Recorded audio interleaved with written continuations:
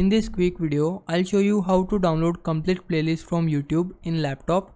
If you found this video helpful, then please consider subscribing my channel and also like this video.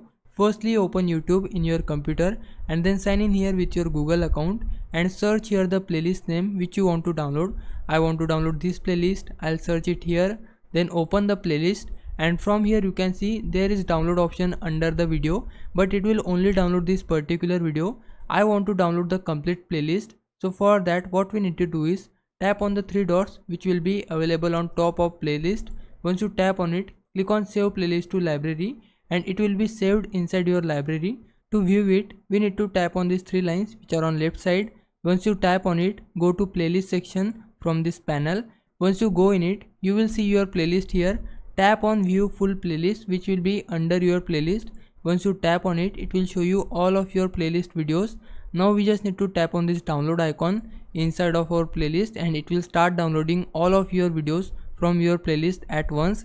Now if I was a big help, can you please subscribe my channel? I would really appreciate it. But for now, thanks for watching. Bye bye.